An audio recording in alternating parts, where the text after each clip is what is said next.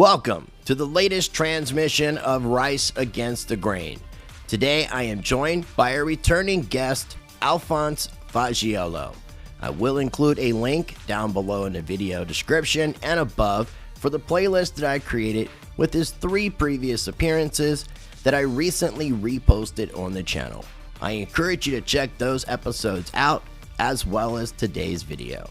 Before we get into it, take time to visit my website at ricetvx.com. There you can sign up for my mailing list so you can stay up to date on all things Rice. Once you've signed up for my mailing list, you will find links for my channels and socials towards the top of the website. Make sure you are subscribed to both of my YouTube channels, Rice Against the Grain and Rice TVX. If you want to support my work directly, as well as get early access, exclusive content for both channels, plus more, join my Patreon. I also wanted to share that I have recently partnered up with ITM Trading. So if you want to schedule a gold and silver strategy call to build your wealth shield and support Rice TVX, be sure to use my specific landing page that you see on the screen, and I will also include custom Calendly links and an 800 number that you can utilize to schedule your strategy call with the ITM trading professionals. And again, it is a way to support Rice TVX.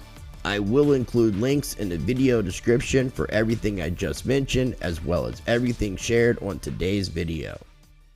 Joining me on today's show is a returning guest. I am joined by Alphonse Faggiolo. Now, just in case you haven't seen the previous interviews that I've done with him, I have just recently reposted them by the time you watch this on Rice Against the Grain. That is 3 previous interviews. I encourage you to check those out if you haven't and you're not familiar with Alphonse, so that you get a better understanding of what this man's all about.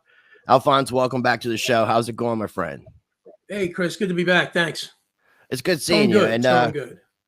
We got a little bit of a delay, and I'm going to do my best to, kind of make sure that we try to fill the gaps there. I'm going to do less talking, allow for you to do more talking. The last time that you were on the show was February 17th, 2022. So it's been right over a year. We're recording this on the 6th of March, and it'll be out in just a few days. The last time I talked to you, you were dealing with your property tax suit. And before we get into that, man, what's been on your plate the past year? What have you been up to aside from that property tax suit, which we'll get into? Well, the property tax suit deals with the county. Okay, that's the county taxes. Hold on, Jesus, let me shut this off. We've had I got these random numbers call me all day, Chris. And we've had an awesome experience. I got these random numbers call me all day. Yeah. So yeah, the county tax suit is separate from the local taxes. They're all intertwined because the local guys can only act when the county guys have you set up as a taxpayer, registered as a taxpayer. But I've been basically mucking around in the mud with the locals and getting that learning that stuff inside and out, which is in Pennsylvania, it's Title 53, the Local Tax Enabling Act, and the stuff I know from the county tax suit, the state tax code, it all intertwines. And it's sort of like pulling back the curtain and seeing the wizard. You see what they're doing in these processes that are impossible to do, okay? Because, listen, they're going to file, like the local guys, they're going to file what they call a civil action against you. The clerk's going to send you a thing saying that there's been a judgment entered against you. You've had no trial, no nothing, but there's been a judgment entered against you in this matter. And she'll give it a civil number, okay? A civil case number, CV, whatever the numbers are. Well, when you go look at the rules of civil procedure, according to Pennsylvania state law, there's only 2 ways a civil action can start in Pennsylvania. One's called a writ of summons, okay? And the second's a complaint. If someone files a precipice, which is a request with the clerk to serve you a writ of summons, she'll send you a writ of summons. Now, if you're stupid, you'll answer that, okay? If you're smart, you'll turn around and file something in Pennsylvania called 1037A, which is a rule that states when somebody doesn't file a complaint against you, you could serve a rule to the clerk upon precipice. Precipice is just a 1-page document. It says, hey, send these guys Rule 1037. I need them to sue me within 20 days. If they don't sue you within 20 days, you then can basically enter your own judgment by pressing the clerk again, telling her, hey, these guys didn't answer in 20 days. I'm going to need you to enter a judgment for me. So that's the real legal process, how that works. So what these local municipalities do is they have their law firms file under what they call the Municipal Claim and Tax Lien Act. And I'm sure every county has this. Every state has this, like sort of a version of the Municipal Claim and Tax Lien Act. Municipal. Well, that act is written for taxpayers. Can you say it again? Municipal tax. Municipal claim.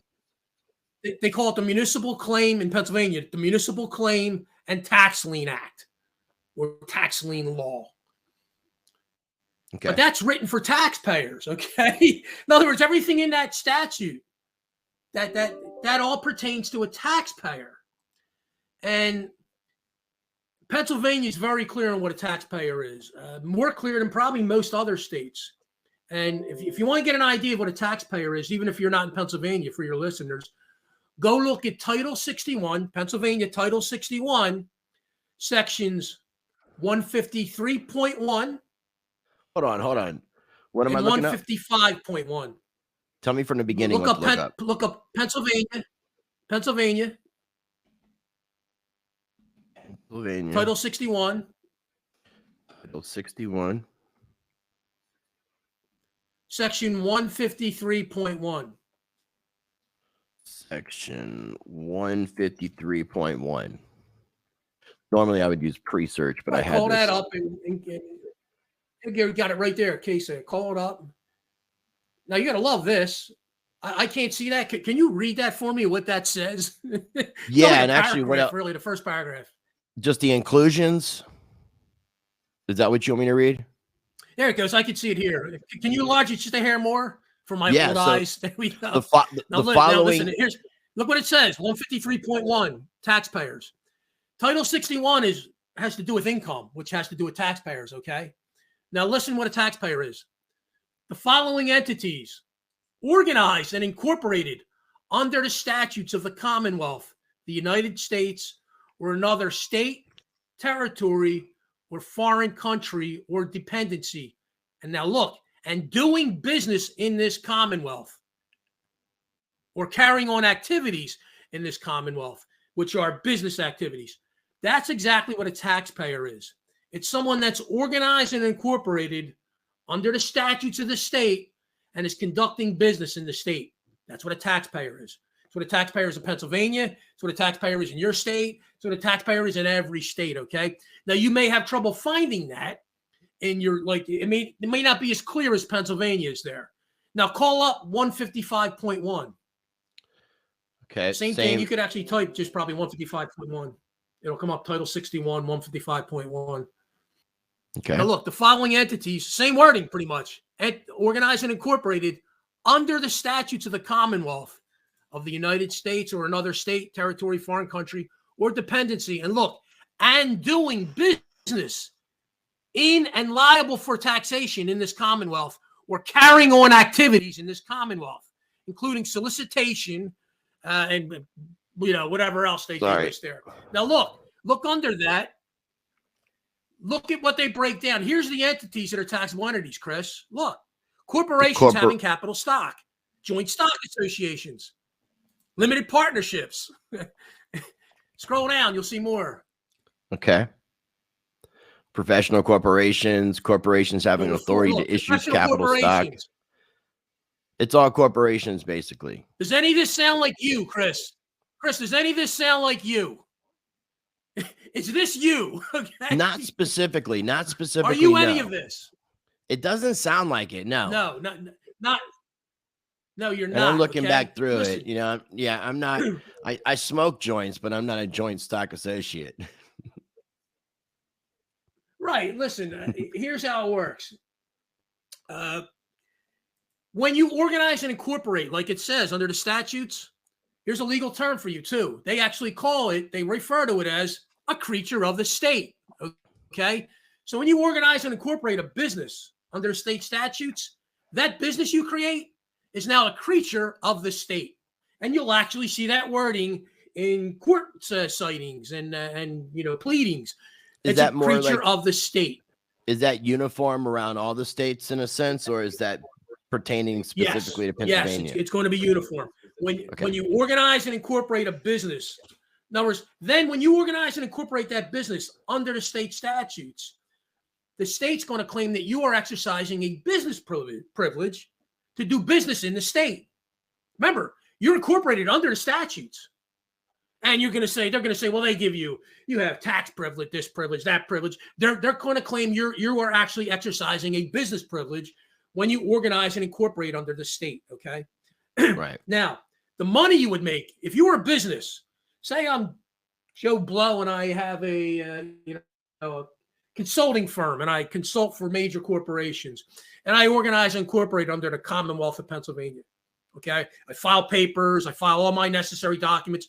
What I have to file also? Doing business as, right? Because it's a fictitious corporation.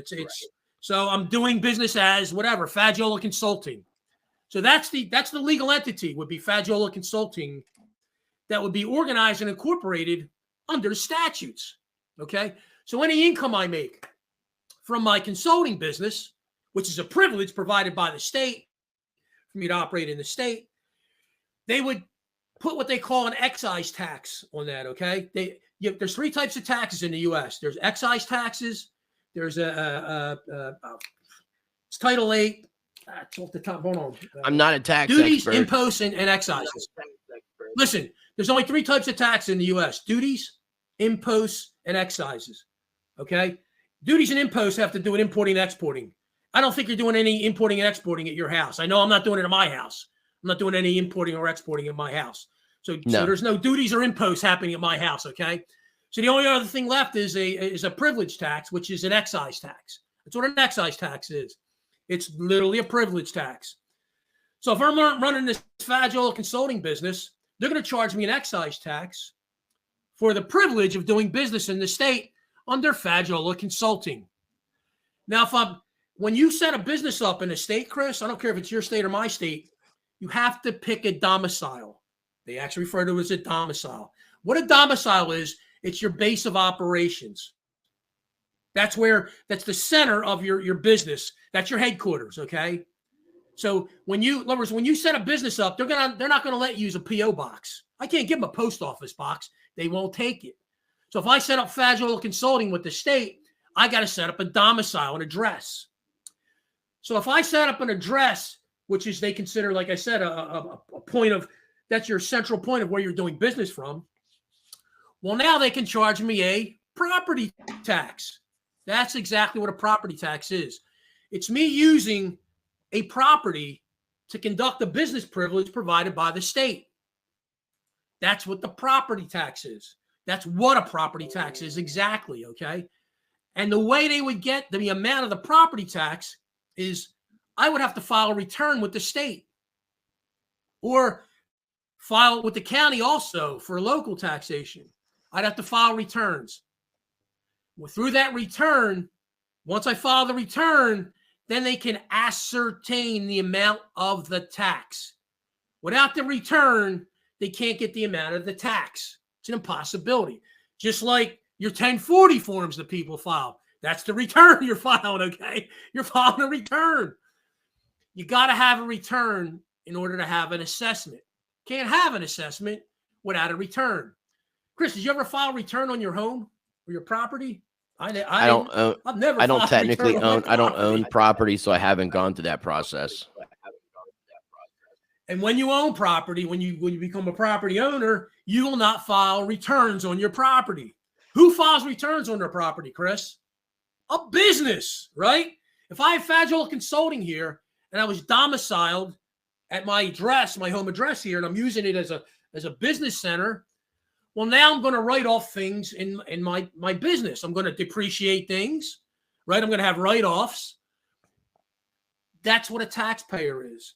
So first you have to be organized and incorporated under the statutes, which that showed you there. That's exactly what it said. Taxpayers, 153.1, 155.1, taxpayers. And then it goes on to show you the 10 categories of what a taxpayer is. That, like you've seen, none of that was talking about you. You're not an S corporation, whatever, a C corporation, a partnership. You're not any of that stuff. So you don't fall squarely under the state tax statutes. Does that make sense? Now, that's as basic as I can put it. That's what a taxpayer is. It makes sense. 99.9% of the people do not understand this.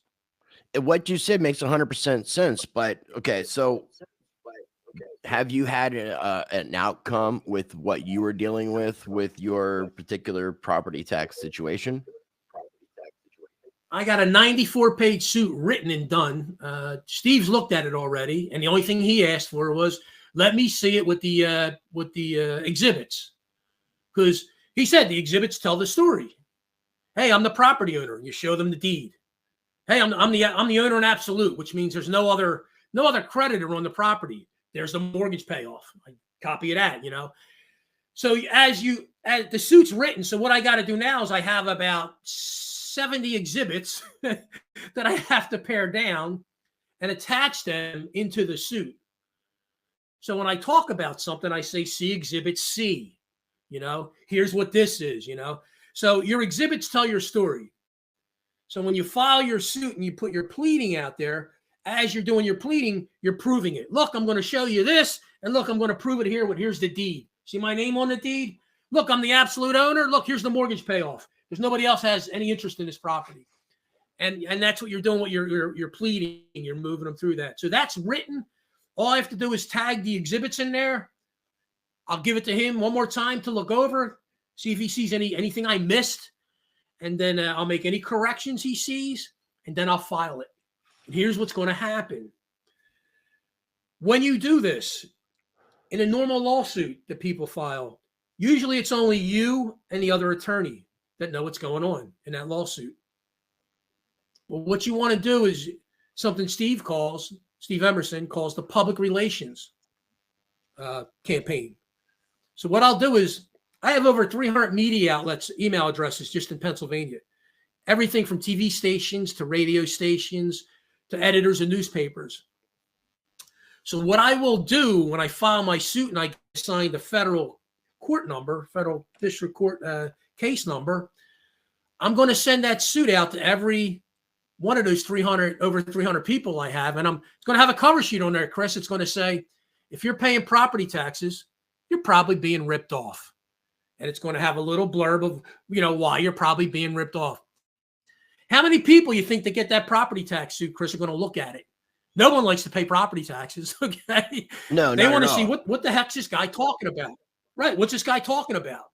They're going to look at it, okay? Now, the same thing's going to happen is I'm going to release it on the internet to my group. And guess what? Here's why I've taken so much time. I already know thousands of people are waiting for the suit. A little bit of pressure, you know, not a couple people, thousands of people are waiting for this suit throughout the country. Because what it's going to be is, even though it's for Pennsylvania, and anybody in Pennsylvania has basically a clear lane to the end zone, because they've got it rewritten. It's already pre-written for them, okay? Change the names of your people and you got a suit. But people in the other states are going to have a roadmap of how to attack this property tax thing, how you exactly do it, you know, what it looks like, what these suits look like. So they're going to see it step by step. Now, what's going to happen is the county's going to start getting phone calls from media people, and I'm going to send it to the national media also. I'm going to send it to Fox News. I'm going to send it to CNN. I'm going to send it to everybody. Because guess what?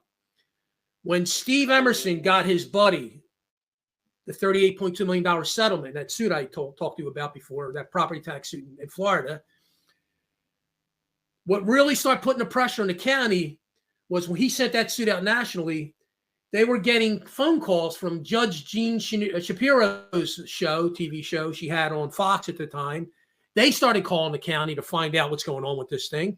And Nancy Grace's office, which she was on CNN at the time, they started calling to find out how they arrested the homeowner inside his home and arrested him as being a vagrant.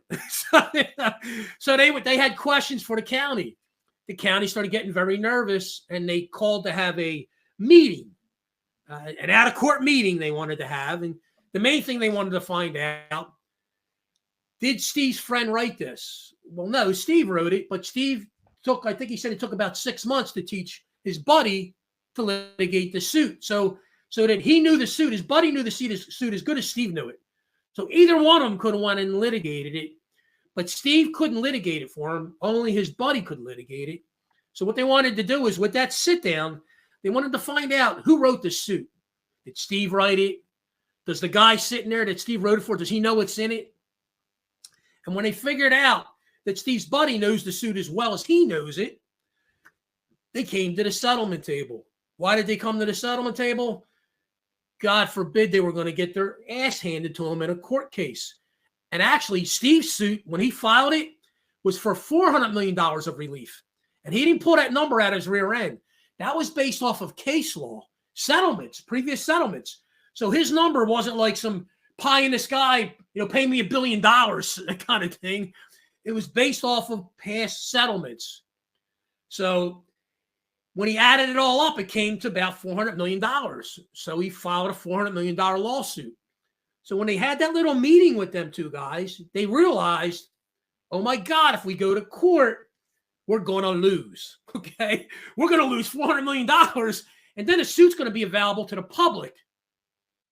And everybody in the public can go take the suit and put their name on it in Florida and go sue them. They couldn't have that. So what they do, that would be setting like a precedent for other cases, right? Be setting a major precedent. But if a case is settled, that information isn't public, is it? No, you sign a non-disclosure agreement allowing them to basically remove everything. Basically make sure they act like it never happened. Right. Yeah. You sign the NDA, you can't you can't give your suit to anybody else. You can't discuss your suit, what the settlement figure. Depends on what's in the NDA, but that's a typical NDA. And they will get it out of the system, basically. So could you turn your speaker down just a tad bit? Because I'm coming through just a little bit on the delay. Just a tad bit. I appreciate that. Just for the viewers, I don't want them to. I thank you, Alphonse. No problem. Thank you, my friend. So, yeah, they can't have that as a precedent out there because then everybody in the other's going to sue them. They'll bankrupt the county. So they're going to make you, like Steve said, they'll do it for you, they'll make you go away. You're not going to bring the whole system down with one lawsuit. In other words, I can't file a lawsuit and bring the entire property tax system down in the U.S. It doesn't work like that. But if I file it for myself, wouldn't they do the same thing to you? I mean, couldn't they settle with you and make you sign an NDA as well? And then you couldn't, none of your information can be shared and help other people as well? That's exactly what's going to happen in this case. But the problem is going to be is when the suit gets filed, it gets posted up on the PACER, which is the federal court website. And anybody that has a PACER account, I think it's like $10 a month. Anybody that has a PACER account can go up and download the suit, or they can watch every filing going into the suit. Anytime the county responds or I send something, it'll go on that PACER account. But the problem is going to be is when I send those 300 out through Pennsylvania and I send the national mailing out and I'm also going to send them to the law enforcement agencies, Chris. I'm going to send them to the Department of Justice. I'm going to send them to the state attorney general. I'm going to send them to all the alphabet agencies, the local FBI, the federal FBI. They're all going to get copies of the lawsuit. That's going to put criminal pressure on these people. Because guess what, Chris? They're not just doing this to me down here in the county. They're doing it to hundreds of thousands of people in the county. If you're doing something, if you're collecting money you don't have authority to collect, and you're doing it through a scheme, that's called federal racketeering. Okay? People go to jail for federal racketeering. I already know they can't explain how the property got on the tax roll. The head assessor said it was like that when he got there. Okay? That's a great reason to have it on the tax roll. Somebody put it there. I don't know who put it there, but I'm just going to keep going with it because it was there when I got here. Well, how did the property get on the tax roll? What's a taxpayer? Oh, you'll have to talk to my lawyers. Well, Mr. Assessor, why would I have to talk to your third-party law firm? It's got nothing to do with property taxes, nothing to do with my property. So when you understand that they can't have me go in and depose the head assessor of Delaware County, I'll tear them up. They can't have me assess the local tax collector who's going to get sued in the first suit. Because I got 4 properties, Chris. One in Aston, and 3 in Ridley Park. So the first suit will be the Aston suit. Then I'll trickle the second one in. Then I'll trickle the third one in until someone goes, oh, wait a minute. How many of these are coming at us? Let's just come to a number and make this all go away. So I'm going to paper cut them with one at a time. 4 suits at a, here's suit one dead. If they make you sign, I mean, if you do settle and you sign an NDA, how can you share this information then? I mean, aren't you like legally and lawfully bound to not be able to speak publicly about it? Listen, the lawsuit's going to go public the day I file it. It's going to be up there for everybody to download that wants to download it, and it's going to make its way into my group. Now, listen, I'm just putting a suit out there. I don't have an NDA yet, okay? If they want to sign an NDA, that's fine.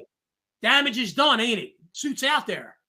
So you're putting the information out publicly before you have an actual conclusion, anything. You're just kind of putting it out there as soon as you file, just to bring attention to the case and what you're doing. Yeah, because they're going to get phone calls from people in the county asking, hey, I heard this guy Faggiolo is suing you guys for property taxes. Here's what they're going to ask. When are you guys going to file an answer? Because they got to answer you in 60 days. A municipality's got to answer you in 60 days. So they have 60 days to file an answer to the suit, Chris.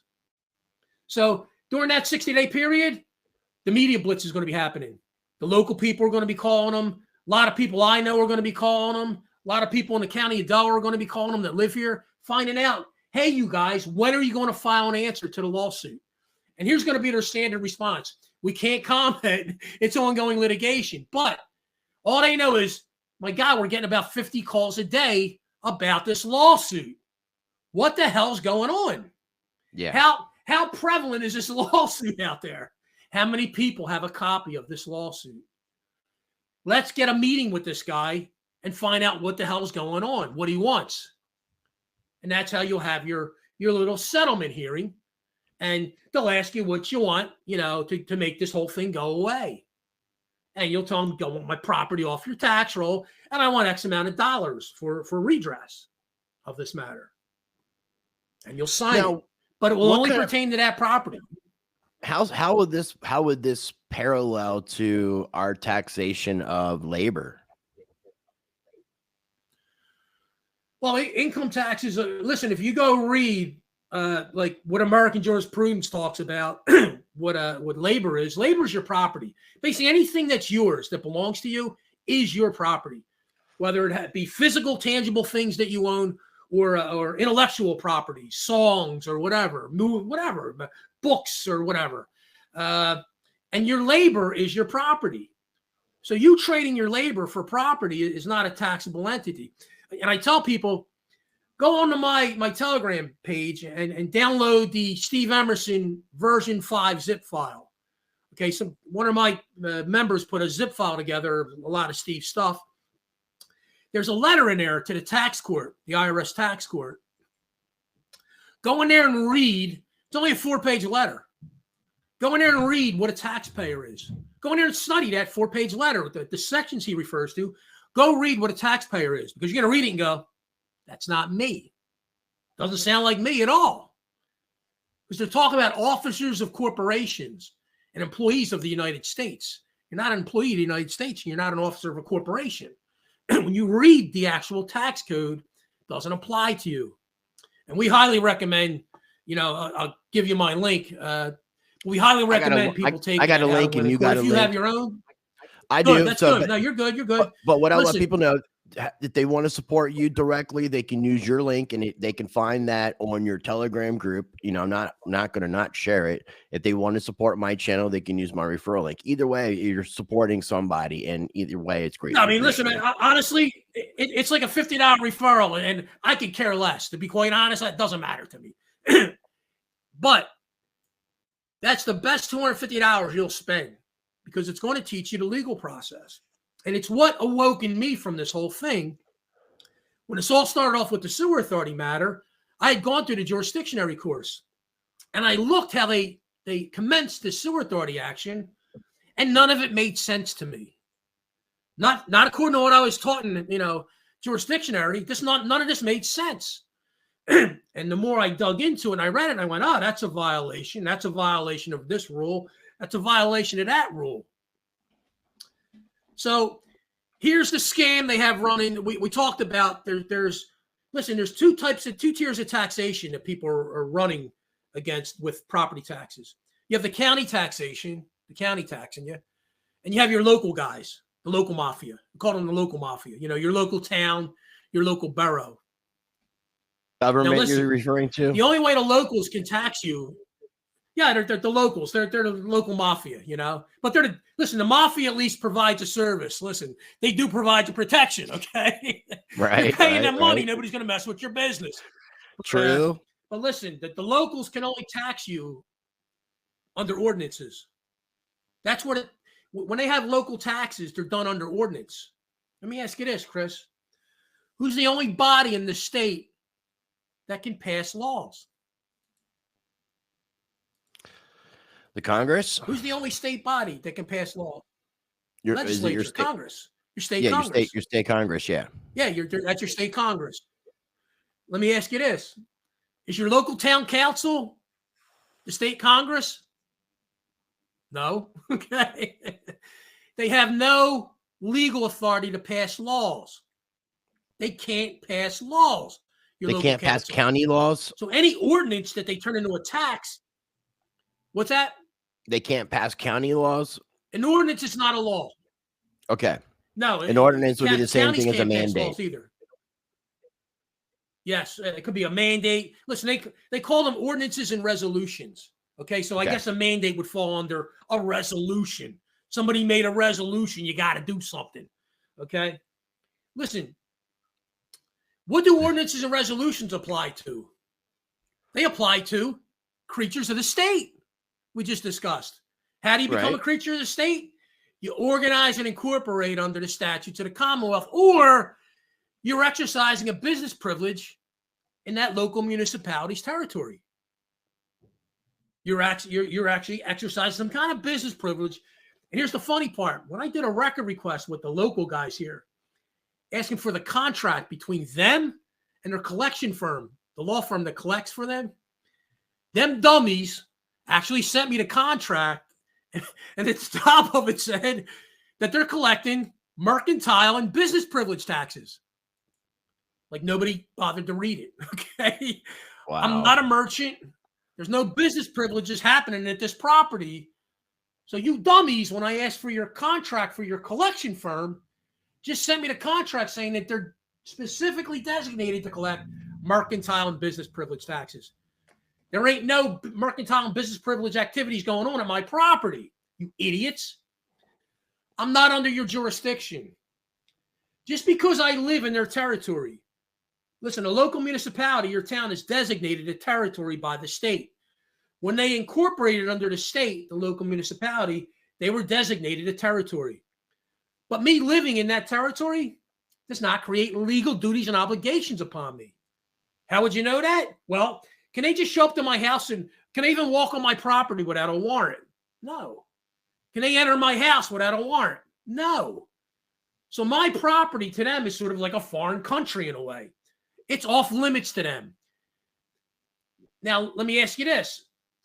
A business that's organized and incorporated under the state statutes that's doing business in their territory, they can show up to that business and just walk in the business and actually audit the books.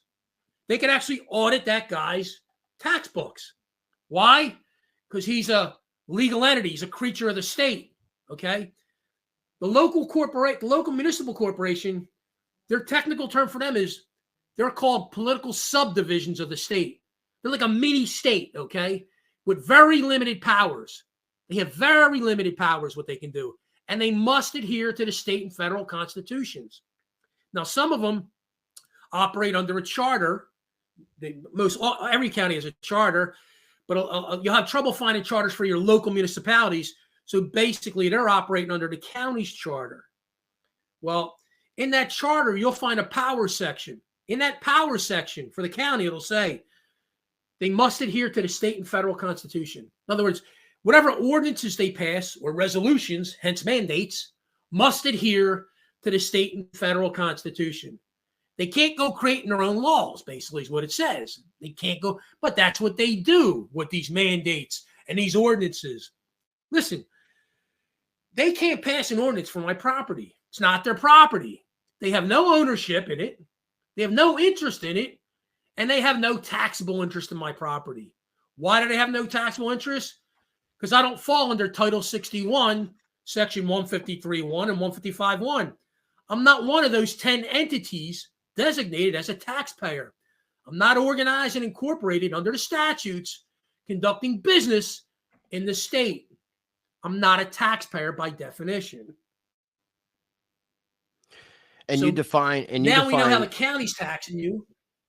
I'm sorry, I didn't mean to interrupt. You define labor as property, correct? Yeah, labor's like your property. Your personal labor. Yeah, your personal labor. Listen, they can tax. Listen, if a company works with a subcontractor, okay, like I used to work for a CD manufacturer, and we were first started out. We were small. We didn't do our own CD manufacturing. So Sony Discs, the Sony Corporation, they made our DVDs and our CDs. They were a contractor for the disc manufacturer I work for. Right. That's a taxable entity, okay? That's a subcontractor. But that's not me living here in Pennsylvania, and if I have a job somewhere, just because you have a job or you own property, you don't become a taxpayer. It's not what a taxpayer is. A taxpayer is somebody exercising business privileges. Me going to work to feed my family, to make money to feed my family, I have a substantive right to exist.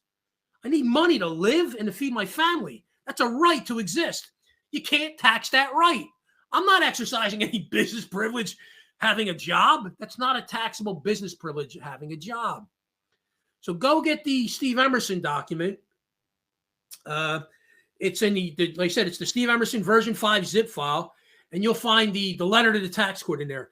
Go study what that 4-page document's talking about, because that's all you're really going to need to fight income taxes. And just to let you know how that resolved, because people have asked before, that got sent to the tax court. I think the guy in there that Steve was helping owed like $47,000 they were asking for. Well, the IRS ignored them. Like the IRS does, they put their head down, they keep going forward. Well, that resulted in a lawsuit being filed against the IRS and the IRS agent in state court. If you have a problem with the feds, the IRS, you bring them to the state. If you have a problem with the state people, you bring them to the federal courts. So you always want to play one against the other. Problem with the state, okay, I'm going to the federal court. Problem with the feds, I'm bringing them to the state court. There's sort of a rivalry between them. They don't really like each other, believe it or not. And there's actually videos on TV where there's local cops got an FBI agent on the ground with their foot on him, and he's hollering, I'm an FBI agent, and they don't give a damn he's an FBI agent. They could care less. Right. He was harassing one of their buddies, the cops, okay? So there's a little rivalry between the feds and the state people. And case in point, which I found ironic, not long ago, maybe about 5-6 months ago here, the tax collector for the neighboring town where I have my rental properties got arrested, okay? Got indicted. For what? Tax fraud, okay? She got indicted for tax fraud. Your neighbor. Because it turns out that, no, the neighboring town, like it's the town right next door. I have my rentals. There's Ridley Park, and then there's a town called Ridley Township. The Ridley Township, and people can search this online. The Ridley Township tax assessor got the FBI coming after her, okay? She's got sentenced to time in jail, and I think the fine was $120,000. Why? She wasn't reporting taxes properly. And she was the tax assessor for the county? You're a local taxpayer, there's certain fees they let you keep, okay? Certain filing fees they let you keep as the local tax assessor. But remember, she's an entity organized and incorporated under the statutes. She works. Her position falls under the statutes of the state. She, by definition, is a taxpayer. The tax collector is a taxpayer by definition. She failed to report any additional income she had, which was in tens of thousands of dollars of false reporting. She didn't report the stuff. So the FBI came in and did a sting. And they locked her up, indicted her, and fined her. She got fined about, I think it was $120,000. Ted, the feds, not long ago, a few years back, the same township, they busted a bunch of people in the municipal government. The FBI had an undercover scheme going on in that municipality, and they had a bunch of indictments come out of that. They busted a bunch of local people. So the feds don't like the locals don't like the feds. So I just want to hammer home to people. If you're having a problem with your local municipality, you're not going to win in state court. You're not. They're just going to railroad you, okay? You want to take them to the federal government. You want to take them in a Title 42, Section 1983 lawsuit. That's a deprivation of rights lawsuit under color of law. You want to take them to the feds. Same thing with the feds. If you're having trouble with a federal group, I have no trouble with the feds. There's no problem at all with the feds. It's all local crap. It's all the local idiots that they don't know what they're doing. Any problem with the feds, bring them to the local state court. They don't have friends there. The state, when I sue the county, they have no friends in the federal district court. There's no judges they know. There's no buddies they have. There's nobody going to basically look the other way. And the problem that they have when I bring it to a federal district court, listen, them judges there are appointees, okay? They're not going to risk their career to cover up what some idiots did down here in a local municipality. They're not going to attach their name to it. So when they're falsifying writs of Sir Fosse and falsifying judgments and filing false claims, they're not going to attach themselves to it. They're going to be out there waving in the wind by themselves. So when do you plan on filing your first suit and starting this media onslaught to bring attention to this whole thing? Do you have a date? I got a third of the way through the exhibits, and hopefully after I get off with you, the rest of this day and night, I will go through and try and hopefully finish all the exhibits. I got them all organized. Now I just have to place them in there and label them. A1, A2, A3, B1, B2. And reference them inside the suit, because I have the paragraph talking about them, and then I have to go in there and say, please see, exhibit D1 or D2. Once that's done, that'll go to Steve. He'll look it over, and then I'll file that suit right away. Basically, I'll file that suit. So hopefully within a couple of weeks, that suit will be filed, the federal suit. Yeah, and that's going to rattle a lot of the local guys that are. I mean, obviously, you want to make sure. I mean, I'm assuming you want to make sure that you got your documentation and everything 100% before you do this, because you've been working on this whole idea for over a year that I know of. Yeah, and I know, and Steve knows that for the first time. Listen, he pioneered this stuff. He's the one that he's gotten, just in his county, he's gotten over 20 properties in his county off the tax roll. He's got other counties throughout the United States. I think a couple in Pennsylvania he got off the tax roll. So he's gotten properties throughout the country off the tax roll. But he's never put the information out there. He's put the information out, but he couldn't put a suit out there because they're all under what, Chris? Non-disclosure agreements. Okay. So he can't put the suit out there, but yeah, I can. You can, as you're filing it before there's a settlement, before you sign an NDA. Yeah. That makes sense. Yeah, when he did this, he had no intention of trying. Listen, he would like to fix the system, but that was not his goal when he did John's suit and got the big settlement. He wanted to get John's house back and get John paid for what they did to him. He wasn't looking to bring the system down, This is a little different because this is all stuff that Steve taught me that I learned from Steve. And this is going to look like a suit that he wrote. Okay. It's going to be very similar to something he wrote and would use in a property tax suit. So for the first time, the average monkey, that's what we are to them. We're monkeys. We don't know nothing. They're the purveyors of law. They know everything. They're going to have a roadmap of how you go after these people. Now, sure, my codes are going to be different. My statutes are going to be different. My numbers are going to be different. But all the underlying principles are going to be the same. In order to ascertain the assessment, you got to have a tax return. How the hell can you have an assessment without a return? You got to have a return filed. And the most elemental part, people can't wrap their head about this. Do you have a right to own property in the United States? Yes. You have a right to acquire, possess, and protect property in the United States. It's right there in your state constitution. Okay. It's in there. It's 250 years of case law. You'll find you have a right to own property, not only own it, but own it to the exclusion of all others. Exclusion means everybody, not everybody but the local municipality. It means everybody, to the exclusion of everybody. Okay. So if I have a right to own property, let me ask you this. Can any right ever be taxed? Can you ever tax a right? Can't tax rights. You're not supposed to tax rights. Right to speech. Can't tax your right to speech. Can't tax any right. So wouldn't a property tax on a non-business, a non-corporation, wouldn't a property tax on a private person's property, wouldn't that be taxing his right to own the property? You'd be taxing his right to own the property. Who cares what the amount is, what the cost of it is? It makes every bit of sense. So, I mean, I want to obviously follow this. You know, when you file it, I want you to come back on so we can bring more attention to it. Focus specifically. I mean, we talked a lot about it, but focus specifically on that and how I can help other people.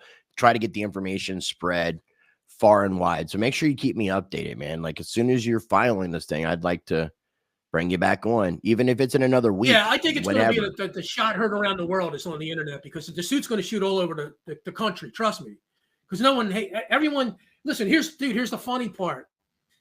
People have been using my stuff so much in Pennsylvania, my record request stuff, that like they're basically, which I don't care about. I told them to do it. They're basically plagiarizing my record requests and doing it with their county. Okay. To the point where one attorney in a filing stated, this is the same as Faggiolo versus Township of Aston. He cited me in a response, okay? He actually cited the record request response. And he said, oh, by the way, your requests 3 through 8 are identical to Faggiola's. So that's awesome, man.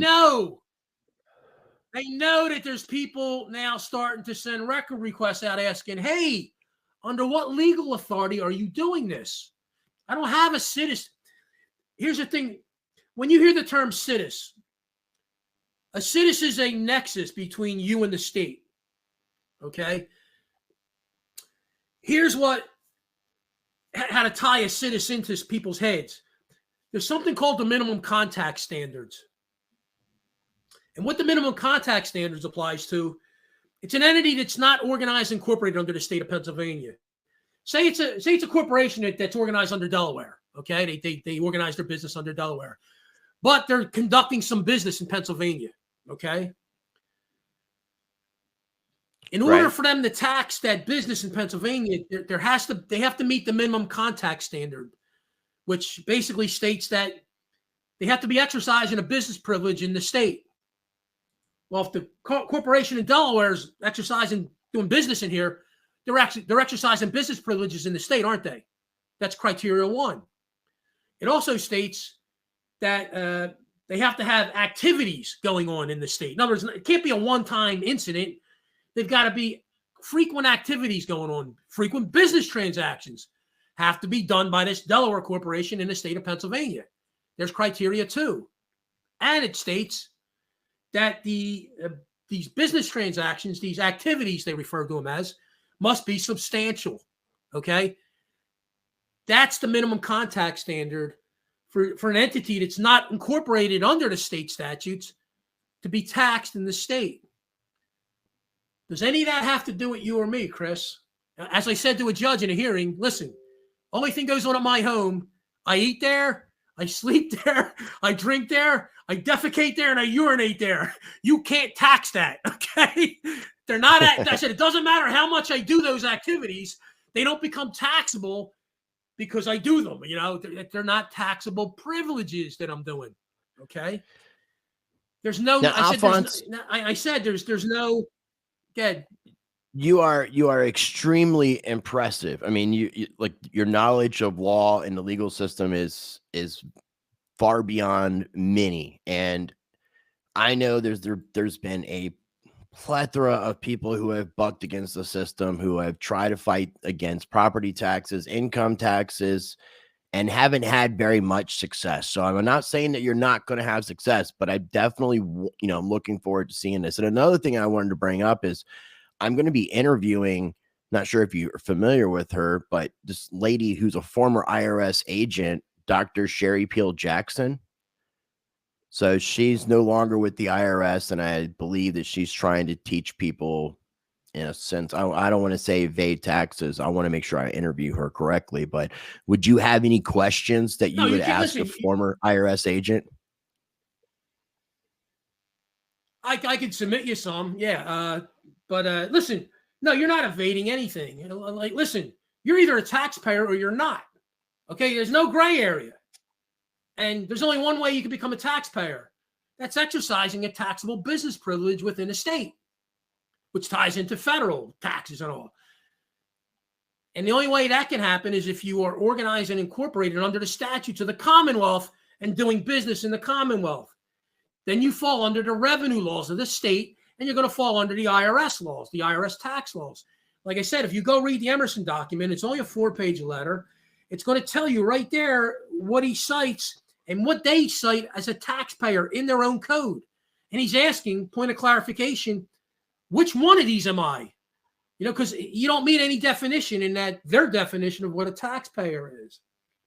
So I'm going to pause you real quick. I want to pause you so I can tell people that, one, the Steve Emerson document you're talking about, people can find on your Telegram group. This will be linked down below. There's other documentation, other things that not only Alphonse, but other members have shared within the group. There's almost 11,000 members.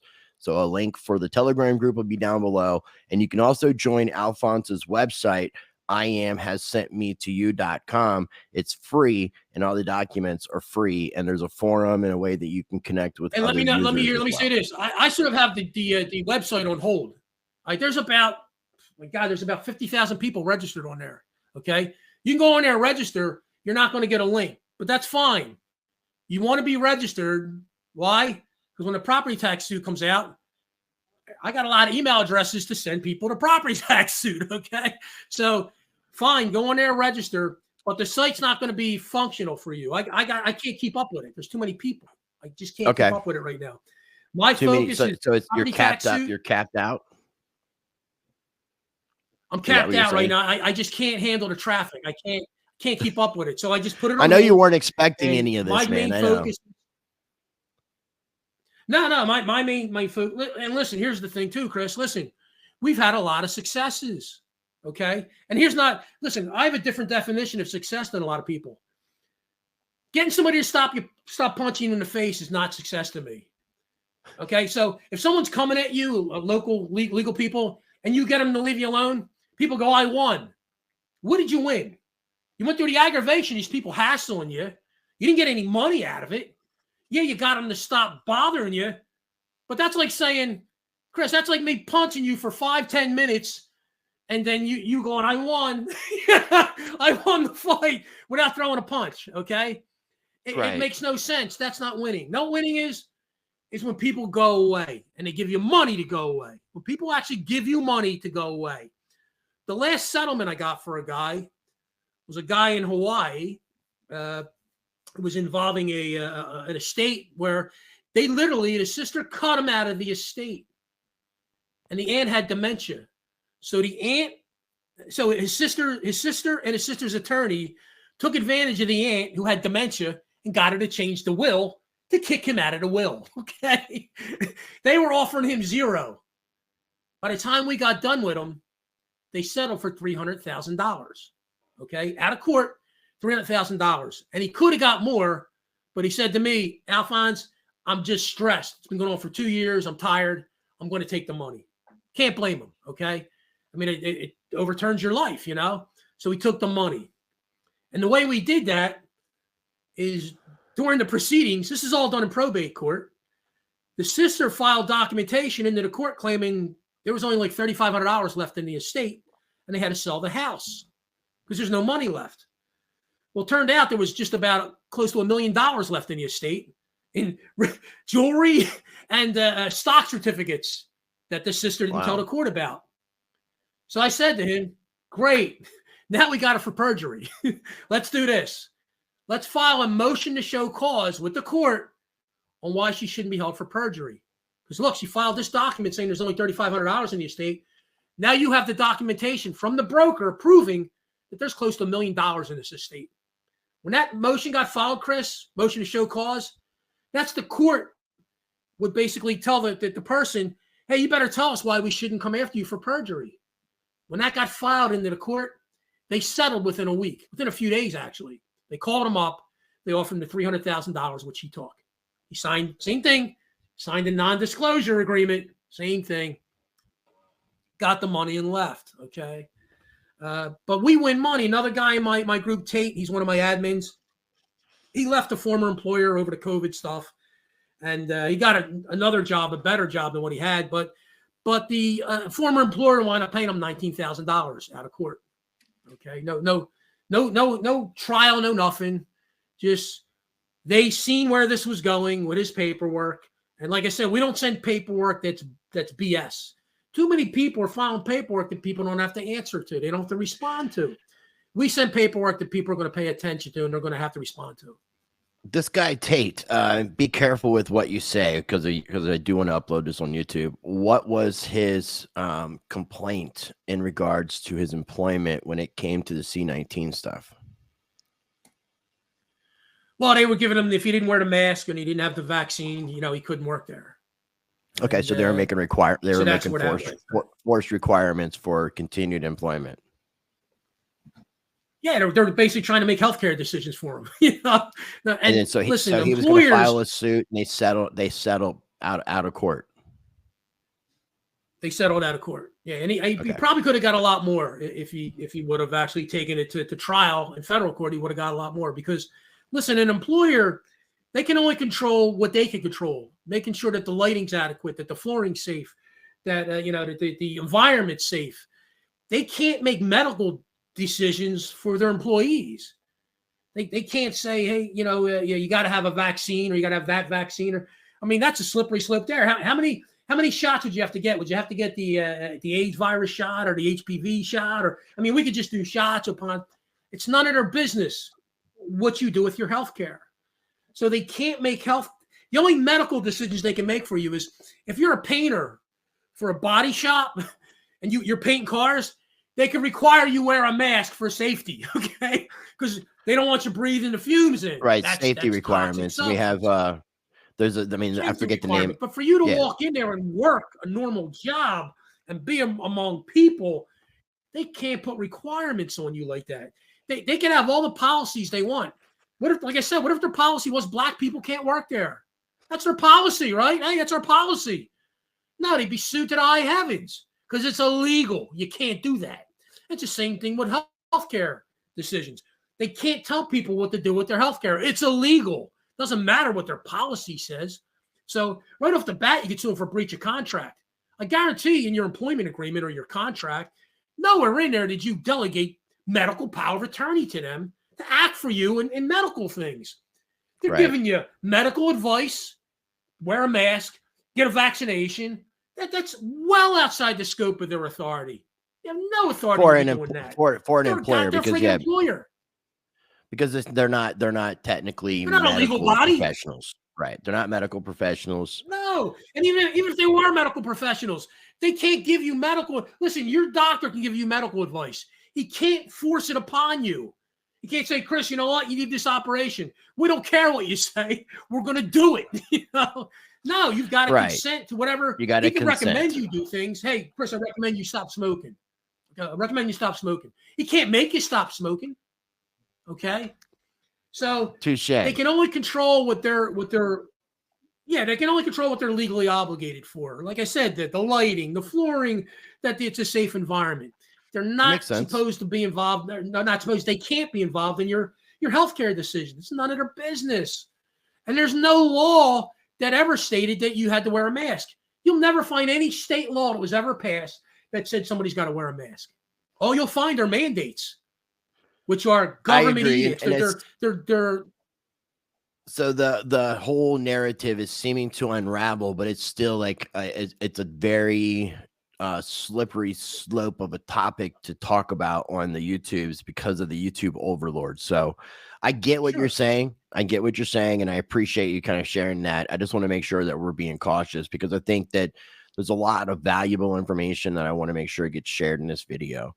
And then the last time that you were on, and for those interested, I think Tate, listen, for those interested, I think Tate actually has his lawsuit up in my group. In the Telegram So he actually group? has the filing up there, I think, of what he said. Okay. It didn't get filed with the court, but he sent a copy of it to the employer, okay? And they decided that they would rather settle than to have him turn around and file this thing in court. So I think that lawsuit's up there. So anyone involved in that kind of matter, look for that. Also, go to the big. His name's Brandon. He calls himself the Big Sib. He's the Big Sib. Yeah, I need to get him on the show. I need to get him on. We've talked he'll come on via email. We've talked via email. I just haven't got him scheduled. I need to get him. I also need to get Randy Kelton, and I need to get Steve Emerson as well. So they're on the list. Yeah, he's so he's doing a suit for his daughter who works in a hospital. Okay, and he did it a different way. He went through the EEOC first. Okay, and he got the EEOC to side with him. He's already got a ruling from the EEOC to side with his daughter. So once he got that ruling, now he's got a big club to take into court and beat them over the head with. So now he sued the hospital in court. That suits Equal Employment Opportunity Commission. That's what I was thinking. I was thinking it was something to that effect. I just want to make sure. Yeah. Yeah, a lot of people go there for grievances, employment grievances. No, but and his suit is also that. Sorry, I know we have his suit is up there. I know it's in his group, and it may be in my group also. Okay, so you want to ask for that suit or look for that suit, because if you're having problems with an employer, in those two documents that are written there, the one Tate wrote and the one that Brandon wrote, you're going to find a lot of valuable information to use against an employer, because it's all the same. No matter what that state is, your state's the same. Okay, it's not going to be different. So in a way, a lot of the work, it's already done for you. If you could sit down and read their pleadings of what they wrote and understand them, a lot of the work, the legwork's been done for you already. Then you start plugging in your circumstances of what happened to you, and now you have a roadmap to follow to go sue these people. So that's the cool thing with the group, is people put their pleadings up there and their stuff, and other people can. I tell people, listen, don't just copy it. That's great. If you want to copy it, that's great. But know what's in it. You got to understand what's in it. So that if I'm in court, see, that's why scripts don't work. I know people go to court with scripts. Yeah, don't copy and paste. Scripts or whatever. Don't use templates, copy and paste situations. You got to know it. You got to customize it to your situation. And all the material that you're talking about is available for free. I will be getting in contact with Brandon Big Sib and get him on so I can learn more about what he's doing. 100%. No, one of the last things that we had talked about when you were on a little over a year ago was the whole Patriot mythology. I wanted to see, we're here at a little over a year later. I want to kind of get your thoughts. Do you feel the same way about everything that's being taught in regards to status correction, special secured party creditor, UCC, the SESTA, KV trust, and all that stuff? Do you still feel the same way? It's complete nonsense. Okay. It's complete and utter. It's insanity. And as a matter of fact, I think the recording's still up there. There was a guy when he first came into my group and he was just getting acclimated. He had a hearing before a judge. It was a traffic matter. And he went through that crap, Chris, where he appointed the judge, the executive, whatever.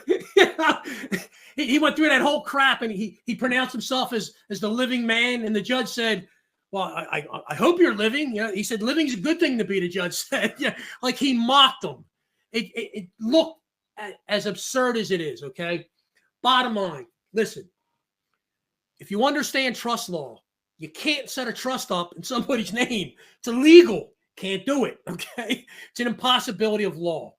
And you could put somebody's name in a trust as a beneficiary, but you putting their name in a trust does not create any legal duties or obligations upon them. They can either take the benefits of the trust or tell you to shove the trust up your rear end. They don't want it. So you can't have a secret trust. They're impossible. And I had a guy from it's funny. I had a guy from one of the, they call them what? The state national crew. You know them guys. They call themselves state nationals. Well, there's state nationals, their there's state citizens, there's American nationals. There's a couple different groups, but they're all about the same thing. So this guy jumps in my group and he's he messages me privately and like I'm tearing him apart. Everything he's doing and his group's doing, I'm ripping him apart. Okay. And he asked me to do an interview with him, with his group. He wants me to do an interview with his group, just me. And I said, you understand I'm going to go in there and just tear you guys apart? I said, why would you want that? I said, why would you want me to come on your show and tell you you're doing everything wrong? Okay. I said, you sure you really want me to come on? He goes, no. He goes, I want people to hear this stuff. I said, okay. So when we're on there, he was talking about crossing the bar. What is it? The gate. Okay. Does that give him jurisdiction? I said, let's talk about jurisdiction real quick. There's 4 elements to jurisdiction. And some will tell you there's only 2 or 3. There's 4. Okay. There's personal jurisdiction, also referred to as in personam jurisdiction. That's jurisdiction over you, the man or the person. I don't care if they want to call you person or man. It doesn't matter. It's jurisdiction over you. Okay. That's in personam jurisdiction. There's only one way a court can get that, Chris. Okay. You have to be served a suit. You got to be served a lawsuit, and it's got to be through standard legal process. In other words, a process server must knock on your door and say, are you Chris Rice? Yes, Mr. Rice, you've been served. And they give you the summons, and they give you the complaint. Now you've been served. Now the court can try and claim that they have personal jurisdiction to hear this matter. Second part is subject matter jurisdiction. Just because a court can hear certain types of matters, because the court will say, well, we can hear tax matters and we can hear traffic matters and we can hear this matter. Just because a court can hear certain types of matters doesn't mean they can hear your matter or my matter, okay? The only way they get subject matter jurisdiction is through the sufficiency of the party suing you in that pleading. They have to plead substantial facts in there, and I'm going to make allegations and show facts that they were harmed or damaged in some way by something you did. In other words, you breached a contract with them or you did something to harm or damage them in some way. In other words, you'll hear it stated, and you'll see it referred to as failure to state a cause of action. Motion to dismiss, like lawyers will say, motion to dismiss Mr. So-and-so's suit, failure to state a cause of action. A cause of action is what we were just talking about, Chris, the reason why we're here. Chris violated a contract I had with him. We got a signed contract. He violated it. Or Chris hit my car and took off, and I know it was Chris. I got him on my camera, and his neighbor told me it's him, and if those facts are in there, I've got to bring a valid cause of action against you. And there's many valid cause of action. Many are listed in the jurisdictionary course, and there's other cause of action, but I've got to list a valid cause of action in that pleading. And in that every cause of action has individual elements. So one cause of action may have 3 elements. Another might have 5 elements. Another might have 6 elements.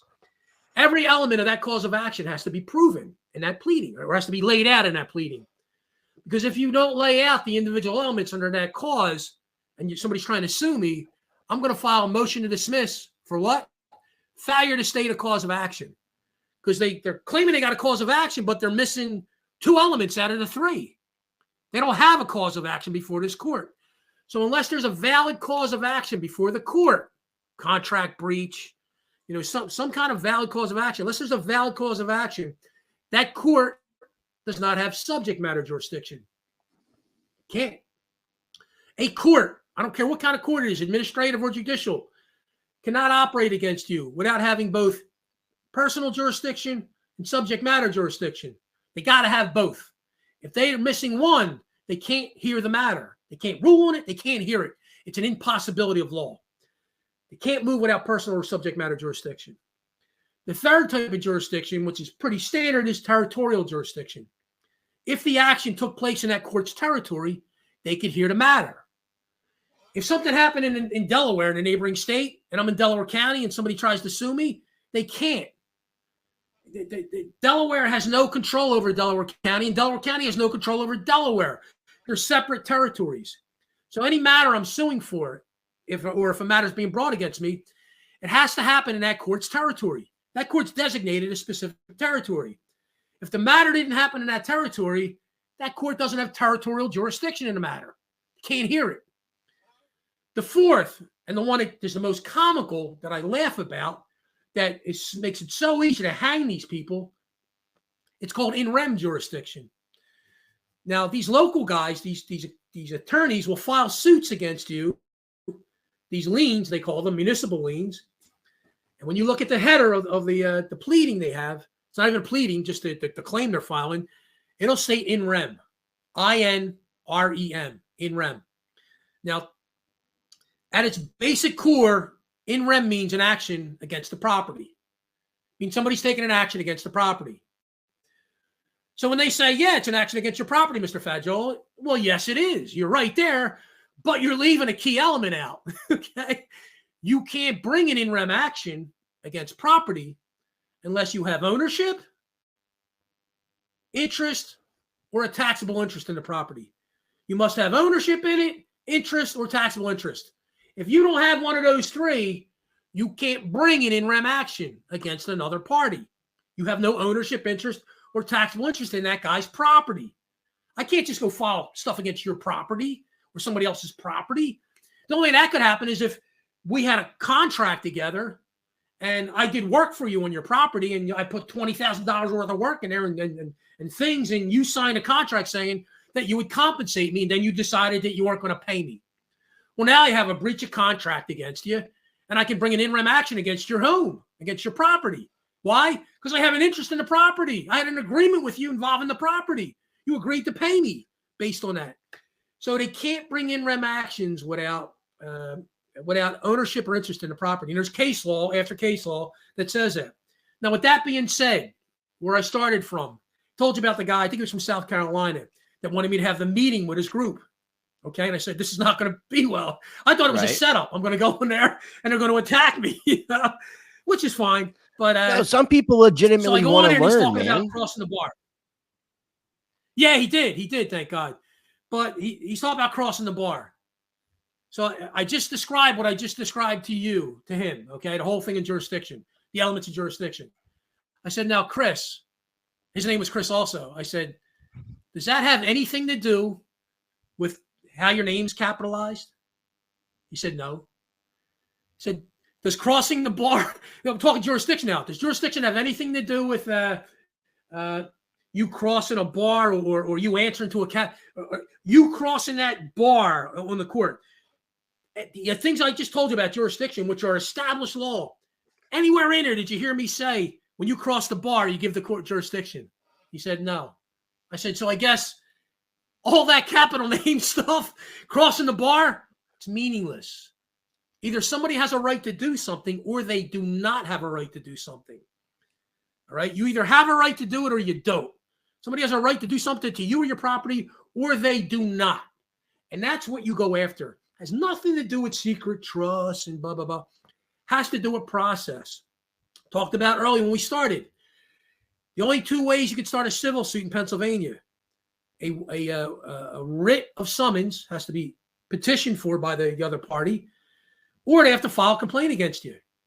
Without one of those two things happening, can't have a lawsuit, Chris. Can't have a civil lawsuit in Pennsylvania. It's an impossibility. And if it's a criminal matter, well, in a criminal matter, when you're arrested, you're supposed to have what they call an examining trial first. Before an arraignment, you're supposed to have an examining trial. And what an examining trial is, the cop that arrested you, he can't make legal determinations. He's not allowed to make legal determinations. He's a member of the executive branch. He can execute orders and he can execute warrants, okay? He can't make legal determinations. He's not a lawyer. So he's a policy enforcer. So if he does something that's debatable, like, listen, if he's got probable cause, he's seen you punch somebody in the head, that's probable cause. But if he's making a legal determination that some statute applies to you for some reason, he's making legal determinations that he's not qualified to make. So he's supposed to bring you before a judge in an examining trial where the judge will determine in the examining trial if there was probable cause for the arrest. Once you have probable cause, then you would move on to the arraignment phase. Now, in any arrest matter, there's a thing called an information. Go look at your rules of criminal procedure. Every state's got them. They're free to download. You have rules of civil procedure and rules of criminal procedure. Download them and read them. Go learn how this stuff works. In a criminal procedure, there must be an information filed. And there's details in the criminal procedure of what must be contained in that information. And what you'll find many times, there won't be an information filed, or it'll be not a valid information. It'll be missing key stuff in the information, or it'll miss the time limit. Like a lot of times in these statutes, it'll say an information must be filed within 48 hours. So if there's no information filed within 48 hours, they lose. Okay, they're outside of their statutory authority. Said they had 48 hours to file the information. They didn't do it. Motion to strike or motion to dismiss, you're outside the law. You're outside that statute. So go read how civil cases start in your state. In most every state is a complaint has to be filed. And I think there's like 11 states they can start them on what they call like an information, which is a writ of summons that gets issued. What a writ of summons is, if somebody sends me a writ of summons in Pennsylvania, Pennsylvania's one of the states that has that, they're on a fishing expedition. Because if they really had a case against me, Chris, they just want to file the complaint. When they file a writ of summons, they're going to try and get me to respond to it. Why would I do that? I'm going to turn around and serve that rule against them, 1037A, which says you failed to file a complaint in this matter. I'm going to need you to sue me within 20 days. Now you got 20 days to sue me. I got better chance of meeting God than I do of seeing a lawsuit from them, because they never had a suit to start with. If they had a suit, they would have sued me, but they didn't. Right. They filed a writ of summons trying to get me to talk. They wanted me to file stuff so that they can use it. Why would I do that? Like I said, why would I self-incriminate myself when I don't have to do it? I don't have to say anything. You don't talk when you don't need to talk, okay? Well, and you can do that in traffic matters too. Sir, I'm not traveling under the license. He's not going to care about that.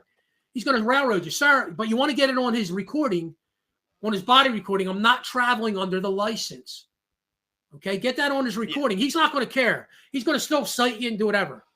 Yeah, but I was going to ask you, that was going to be one of the questions that I wanted to ask you as one of the last questions before we go into the second part of the private part of the second part of the conversation, is the right of traveling versus driving. Is that argument legitimate? Absolutely. I mean, that's a real argument. But listen, and it has nothing to do with terms. And I get tired of terms. I get tired of person. Listen, you're a person in some statutes, and you're not a person in other statutes. There's elements included with that term, not just that they called you a person and that made somehow created an obligation upon you. It doesn't. It depends on the statute and what the context of the statute is. Now, the driving stuff. Yeah, listen, here's how the driving stuff really works. It's really no more complicated than this. The public highways out there are available to the public as a matter of right. And you'll actually find it in case sightings, and even in statutes in your state, you'll find where it'll state that the public highways are available as a matter of right. If you're using the public highway for financial gain, which means you're moving goods or people for profit, I don't care if you're an Uber driver or if you're a UPS driver, or what, if you're moving goods, a truck driver, a UPS driver, whoever, if you're using the highways, the public highways for profit, you fall under the transportation code. For commerce, yeah. You technically are what they call you're using commerce, whatever, but you're using the public highways for profit. That's not what the public highways were initially put there for. They're put there for the public's use. You and I are using the public highways to go buy food to sustain our life. You know, we got to go buy food. I don't have a farm out back, Chris. I can't farm, you know, and the walk to the market's pretty far.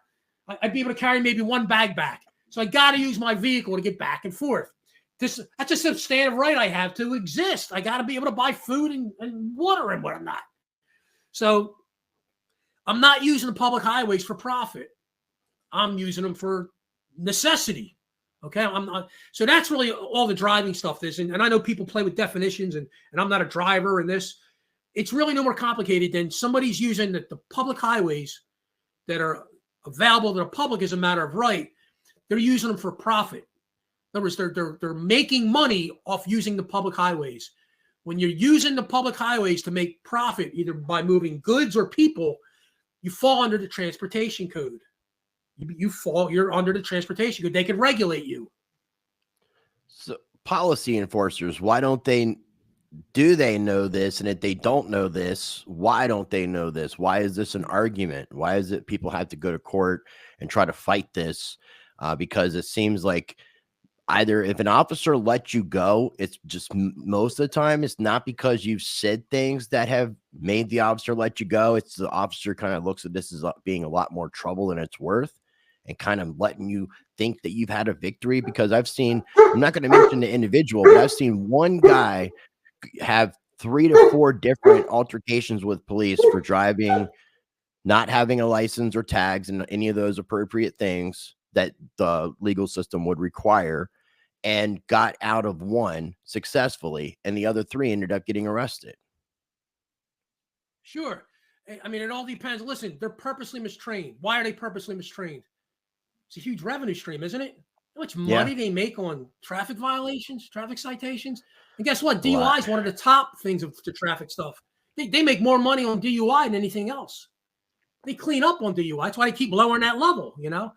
No, they purposely mistrain them. And I know of people in the Patriot movement, actually, that have gotten out of traffic stops. And then the next traffic stop happened, Chris, and he got his car towed. Got his car towed and his guns taken and his stuff taken. So he was successful in the one, but wasn't in the other. Okay. Right. And I've not seen anybody have that repeated success. Like no. And if he's going to proceed like that, now he's at the mercy of whatever cop pulls him over. If he gets a cop like the first one, maybe he lets him go. Maybe he gets a cop that's having a fight with his wife. His wife's not giving him any anymore. Okay. He's frustrated. He's mad. Okay. Now he's pissed off. He's going to take it out on somebody, and he's probably going to take it out on you when he pulls you over. And you start that, I'm not a driver. I'm not this. I'm not, you know, or I'm the head of the trust. You know, that's all you need to hear some of that stuff. You know, now he's really going to take it out on you. So that's not how you solve the matter. I'd rather solve it this way.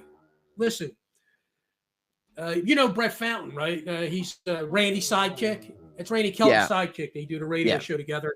Brett's in my group. He's one of the admins in my group. Brett has a federal district court lawsuit against the local municipality. The underpinning is about a driving citation, a traffic citation.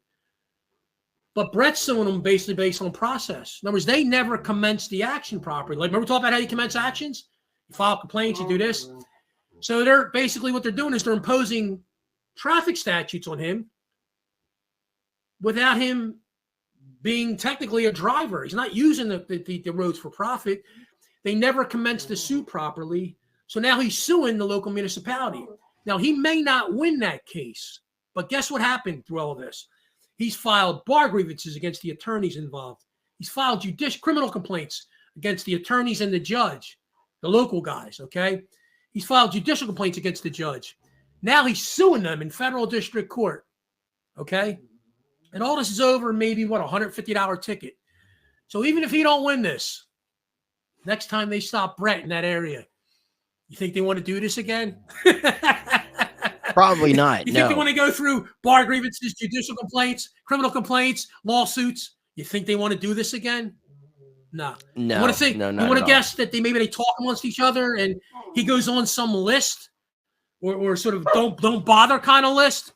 Like the judges say, don't bring that guy into my court. I don't want to see him because he's a nightmare. He's going to file criminal complaints. Nobody can stop him from filing criminal complaints. They can't stop him from filing bar grievances and judicial complaints, and they can't stop him from suing them. So if they want to do this every time they want to write Brett a $150 traffic ticket, let's get it on, you know, because he's going to cost them 100 times what they're trying to get out of him, if not more. How much money do you think they're paying these attorneys now to fight this lawsuit against Brett? Every hour that guy spends, you're talking $400 or $500 just to write documents. To answer Brett, the guy's got to file a response motion. You're talking they probably spent about $50,000 already to try and collect a $150 ticket. The municipality is responsible for this. So in the future, Chris, you think they want to spend another 50 grand to try and get $150 out of Brett? I'm going to guess no. I'm going to guess that they're probably going to tell him, let's leave this guy alone. Let's let him go away, okay? Because he's one of the smart monkeys.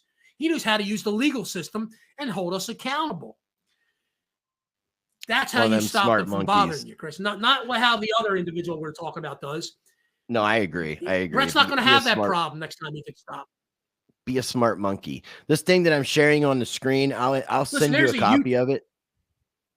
It comes from the University of North Carolina, and it's basically a judicial bulletin, and it was putting out information. And this went out basically all over the country, but it was more geared towards North Carolina, and it was talking about what is a sovereign citizen, what they believe, North Carolina appellate cases, names of their organizations, identification, and buzzwords, which would include conveyance rather than vehicle. So if you're saying that to an officer in North Carolina, they're kind of trained to automatically lump you in this sovereign citizen category, which is even for the people in the Patriot mythology movement, they recognize that that's an oxymoron at the very minimum. And I'll include a link for this for people if they want to check it out on their own. I've shared it in the past. I want to be respectful of your time and finish up this part of the interview. Yeah, go ahead. I disagree that it's an oxymoron. I disagree that it's an oxymoron, okay? So you can be sovereign and a citizen, is what you're saying? I call myself one of the sovereign people of Pennsylvania in my lawsuit, right in the first paragraph. But do you call yourself a sovereign citizen? One of the sovereign people of Pennsylvania. Well, and then I cite a court citing. I'm trying to pull it up if it'll come up. The gist of it, I'm going to give you the exact wording, but basically here's what the Supreme Court said. Citizen and the people are one and the same. In other words, the citizen and the people are one and the same. And it states the people are sovereign, okay?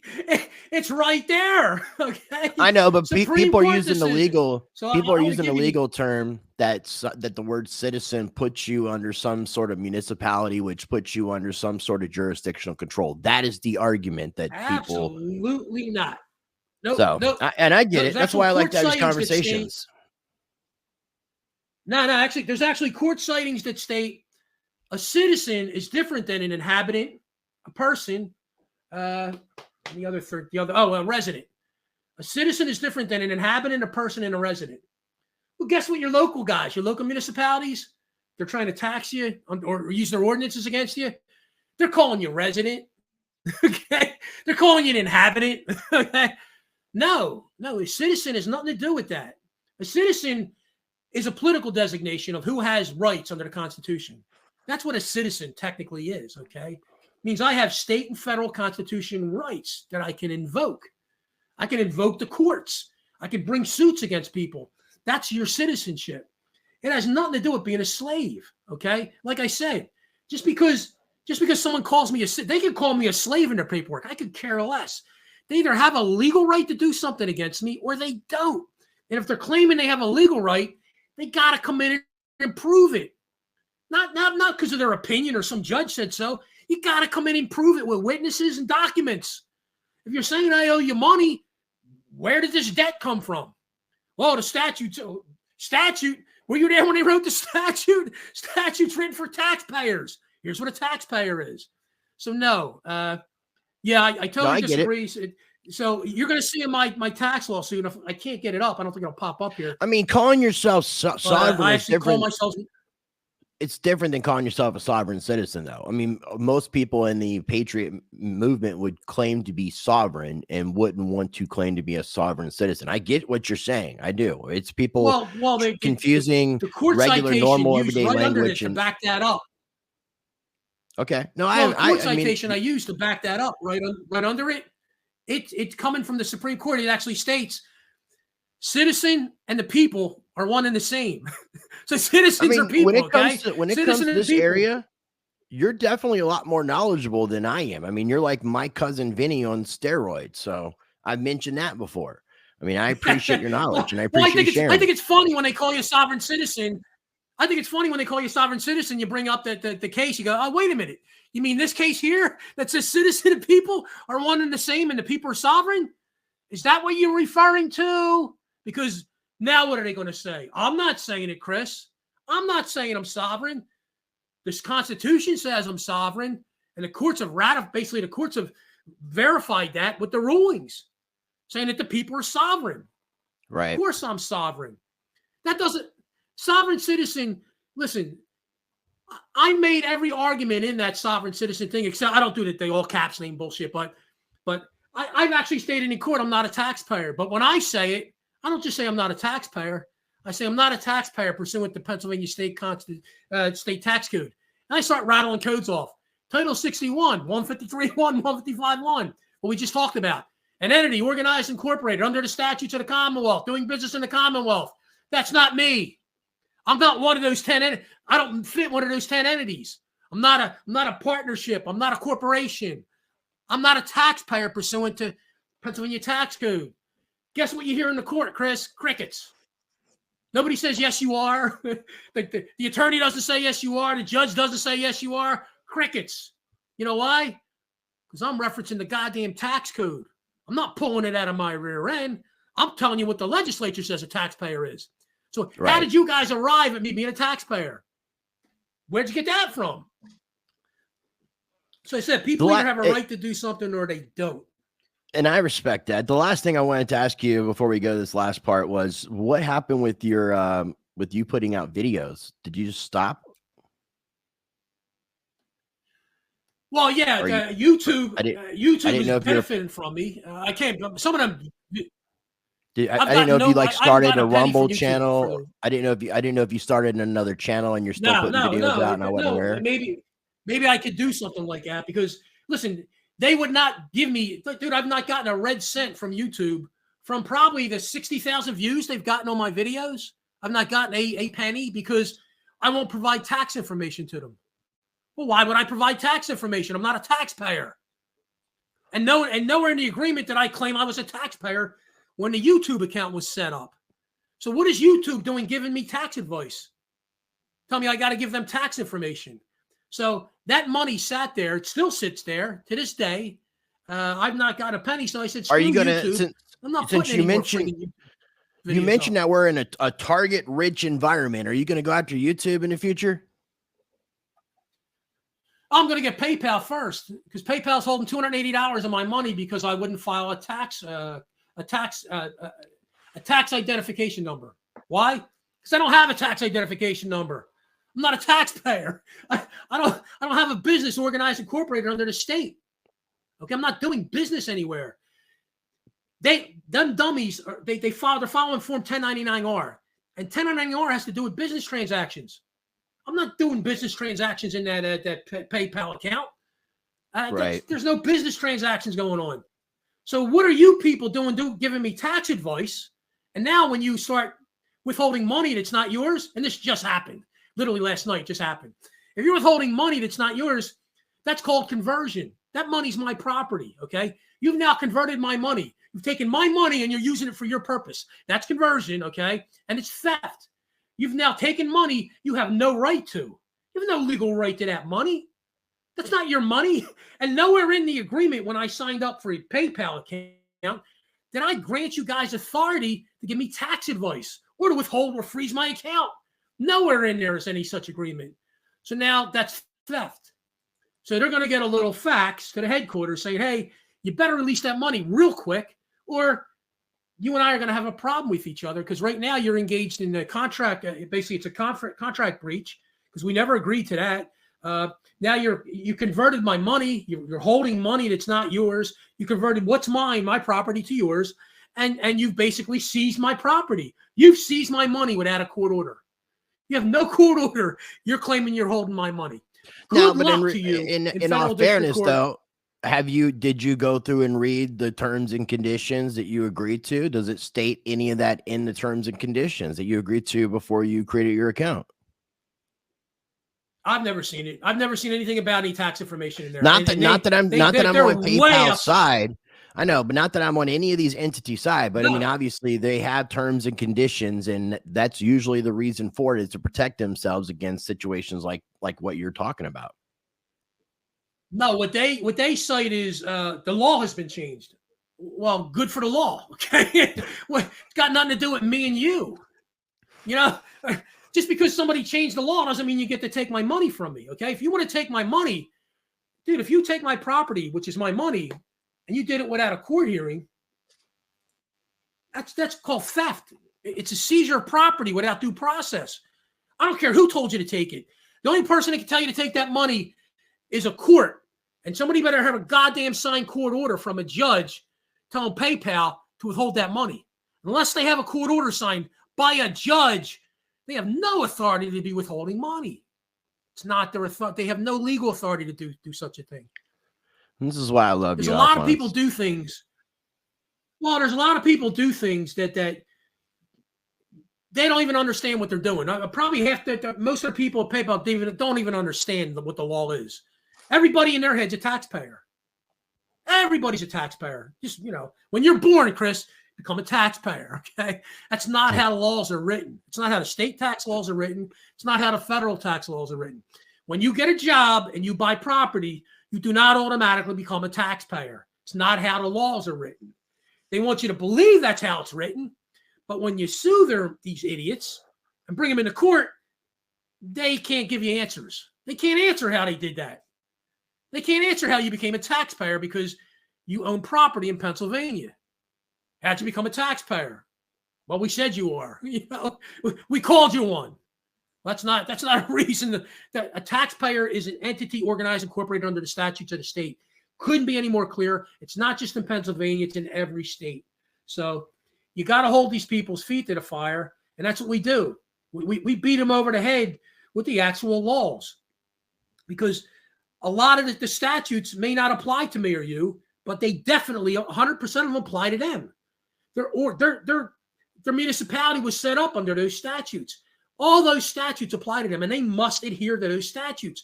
Like I said, statutes, some might apply to me and some might not.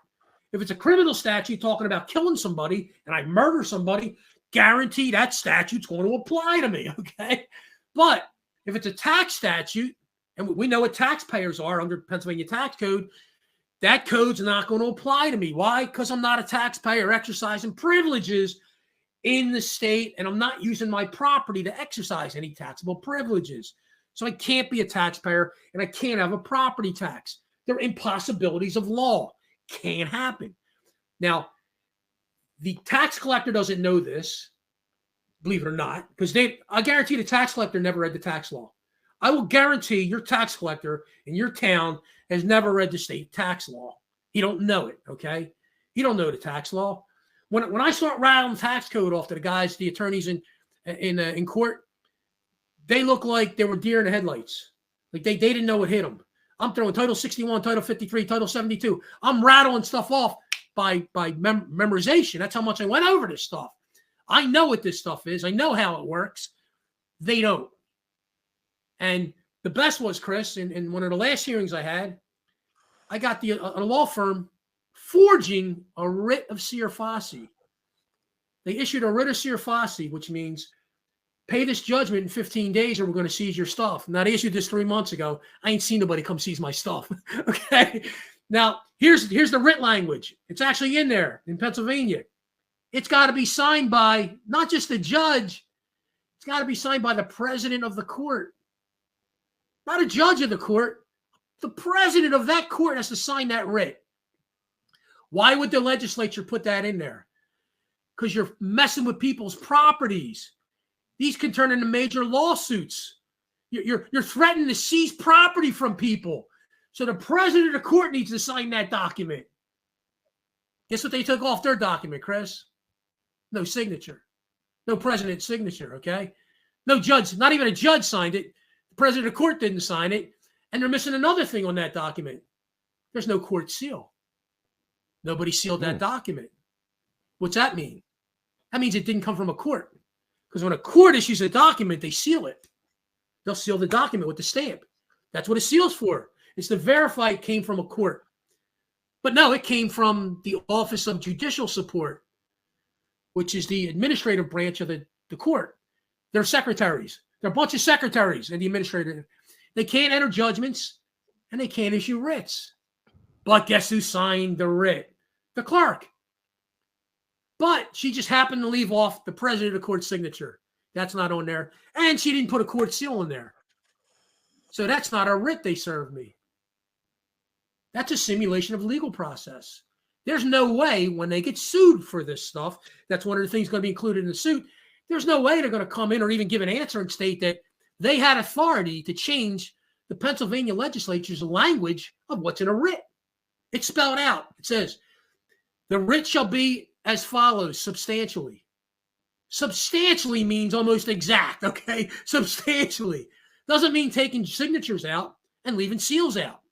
Why did the legislature do that? It's a safety net to make sure that only a court can issue that writ and only the president of the court can have that writ issued.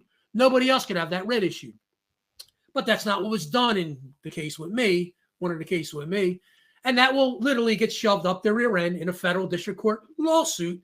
And they can come in and explain to the court on how they're able to change the legislature's language and leave signatures off, and how the clerk can issue writs because she's a secretary. How's a secretary? She has no judicial power, a clerk. You know that, right? She's not a judge. Right. She can't make judgments. So how is she issuing writs? A writ's a judicial instrument. How did she issue a judicial instrument? How did a secretary issue a judicial instrument? Good question. It's an impossibility of law. Okay. Wow. So she's going to have to come in and explain how she did that. Well, this is just how we do it. This is what they call customs, practices, and policies. They've been doing this stuff for so long and getting away with it for so long, it almost takes upon itself the force of law. In their mind, they must be doing something lawful because they've been doing this custom, practice, and policy for so long, and nobody's come after them for it. So they must be right in what they're doing. Until they get a monkey like me that turns around and goes, hey, wait a minute. I actually read the statute, 7815. I read it, and it states president of the court's got to sign this, and it's got to be sealed, and you guys don't have that on your document, which tells me you're falsifying a writ of see or fossey. You falsified a document to take money from me. Now, that's execution of documents by deception. It's deceptive and fraudulent business practices. It's barratry. It's theft by deception. I mean, now we're in criminal matters here, you know? And this is how you walk them down the line. So in my civil pleading, when you see it eventually, even though it's a civil pleading, the property tax suit, pursuant to Title 18, Section 4, basically anytime you're aware of a crime, you have a duty to let a judge know or somebody in law enforcement. When you're aware of a felony, it states. When you're aware of a felony, you have a duty to let somebody know. So I'm just doing my civic duty here, Chris. As a citizen of the United States, when I file that civil suit, I'm going to mention all the criminal stuff in there, all the state and federal crimes they committed. And I'm going to request the impanelment of a federal grand jury because obviously I'm just doing my duty here, letting the court know pursuant to Title 18, Section 4, I'm letting them know that I have evidence of felonies that have been committed in this matter. I got attorneys creating liens out of thin air.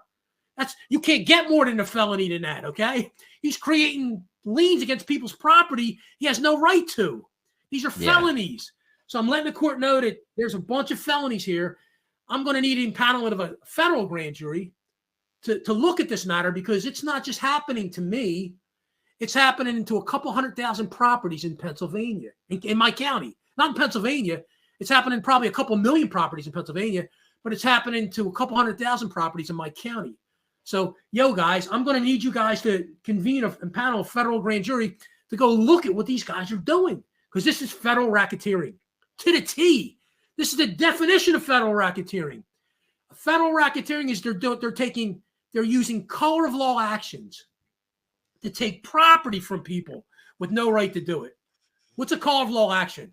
It's an action you take outside of your statutory authority. Remember I said they are controlled by statute 100%. They are 100% controlled by statute. If they do anything outside of that statute, they're done. They have there's no immunity. There's no safety measure for them. They acted outside the statute. they can only get authority from the statute. So if they're doing things outside the statute, like changing language in writs and then issuing them, they're going to have a problem when this gets filed. Because now this is, to me, it's just not a civil matter. Now we're into criminal stuff, because now, to me, forgery in Pennsylvania and forgery federally is basically noted as someone that either falsifies a document or changes the wording on a document so that it has a different meaning to gain a financial advantage over somebody. Well, yeah. Wouldn't you say them taking the president of the court's signature off that writ and leaving the court seal off? Wouldn't you say they changed the Pennsylvania legislature's language? Because the language says it shall be as follows, substantially, which means it should be almost exact. But you guys decided to take the signature off and the court seal. Why did you do that? Because you have no legal authority. You can't point to me and say, well, we have authority to leave that off. Because look, here's the statute you cited when you issued it. Dude, they're the ones that cited the statute. They cited the exact statute I'm going to bang them over the head with. They cited 7815. Here, great. Let's go look at the exact language. So now I use the exact language as an exhibit with the court. Here's this Searfossey language in Pennsylvania, C7815. See Exhibit A, whatever it is. Here's what they issued, and I show their document. Look, their document's missing the signature, and it's missing the court seal.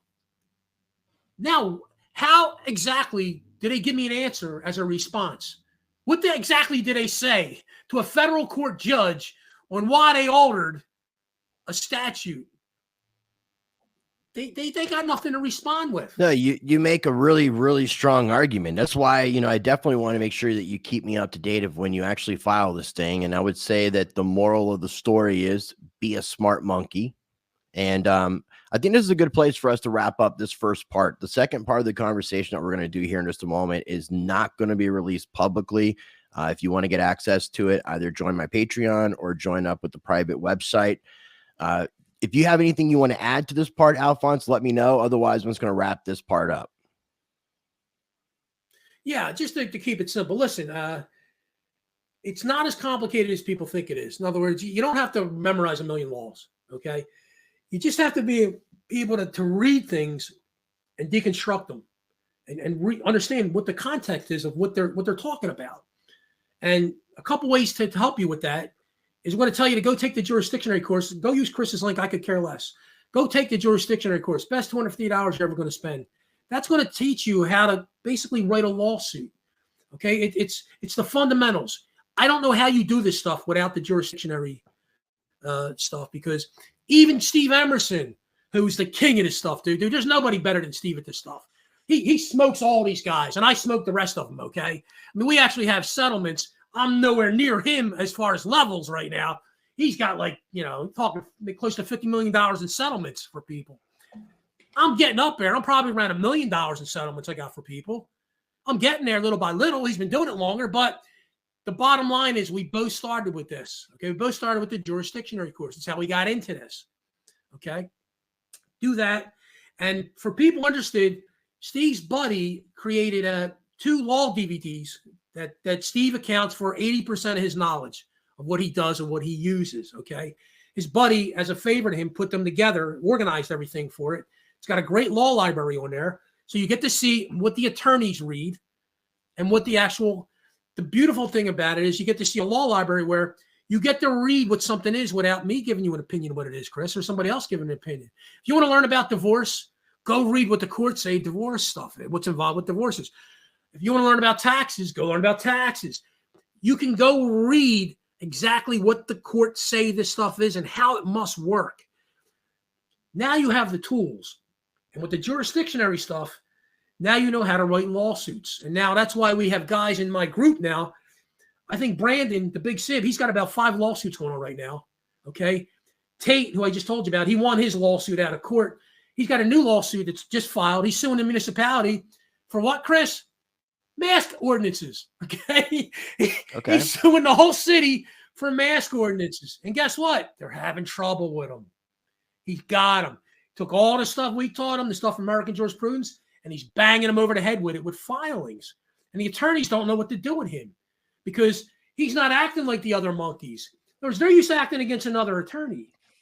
but he's not another attorney. So he can do things they can and won't do. And that's what he's doing against them. So listen, this stuff is not as complicated as you think it is. It has nothing to do with birth certificates, capital names. They can write my name in 20-foot high letters and lights and capital letters. It ain't going to do them a damn good. It ain't going to help them at all. Either they have a right to tax the property or they don't. So we're all going to get down to what a taxpayer is, because somebody from the county is going to have to walk in that case. We're not going to get there, Chris, but somebody from the county is going to have to walk in that court and explain what a taxpayer is and how I am a taxpayer, how I became a taxpayer, when I don't meet any definition of taxpayer in Pennsylvania. It's a hurdle they can't clear. So this is how you attack them. You take the actual, it's all, like Steve said, it's code pleading whether you like it or not, which means if they charge you with a statute, you got to read the statute and read why it doesn't apply to you. And a real quick story on that and why this is so effective. I have rental properties in the neighboring town, 2 rental properties. And the code idiot just kept bothering me. They want to do a certificate of occupancy, Chris. That means they want to do a walkthrough of your property to check it, and first you got to pay them over $100, okay, to get the certificate. First you got to pay that. Then they want you to set the appointment up with some stranger called a code enforcer to walk through your property and tell you what's wrong with your property and what you got to fix. Well, I gave them the legal middle finger, basically, okay? Because I basically told the, for a couple of years, I told him, go kiss my ass, and he didn't do nothing, okay? He just left it alone.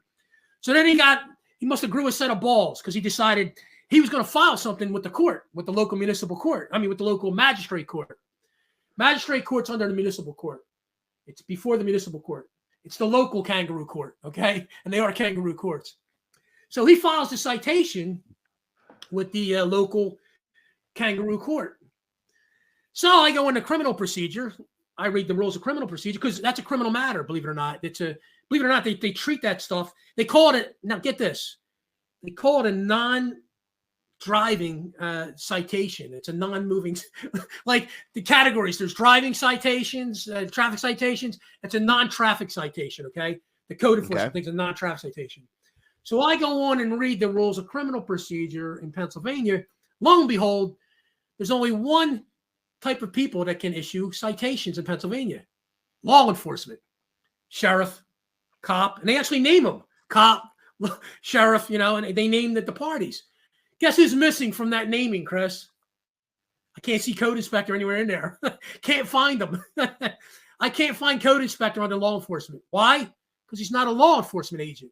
He can't conduct law enforcement investigations. He can't apprehend people and question people. He's nothing more than an administrator.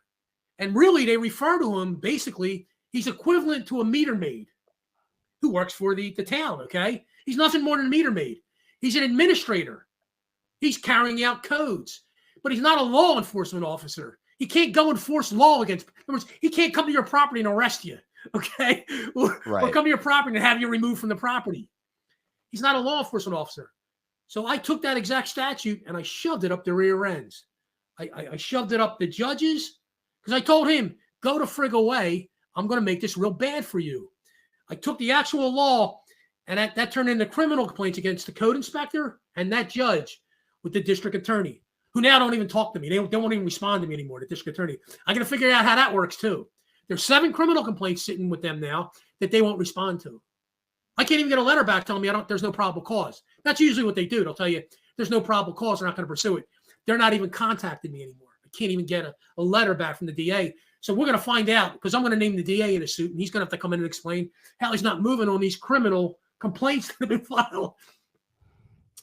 Then I took that criminal complaints that were filed, and I attached them to a judicial complaint against that judge. He's a low-level judge.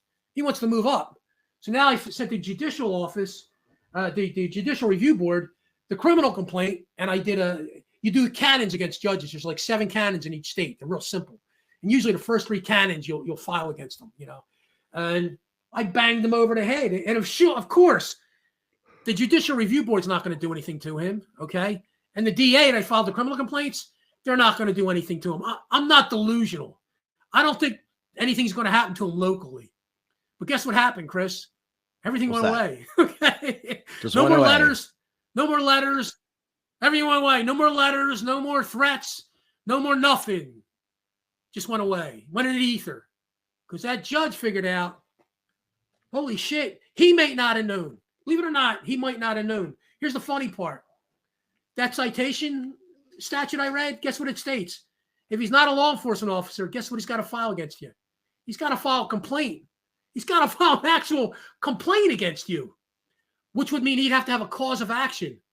What cause of action would the code inspector have for my property? He's got no rights to the property. What's he going to argue? I won't listen to him? Well, I got no authority. You have no authority. Why would I listen to you? You know? So when you shove that up their rear end like I did, and I just, listen, that matter was resolved through two criminal complaints. So hand in hand they were, because it was the code inspector and the judge, and a judicial complaint against the judge, and everything went into the ether.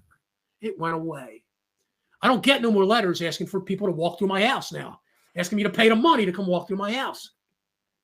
This is how you do this stuff. It's not complicated. It's really not. It's nothing to do with trusts and secret things and secret that. No, no, no, no. Listen, don't run away from your citizenship. Don't run away from the spelling of your name. I've had people send things back. Well, I sent it back. That's not my name. It's in all caps. I said, you idiot. You know?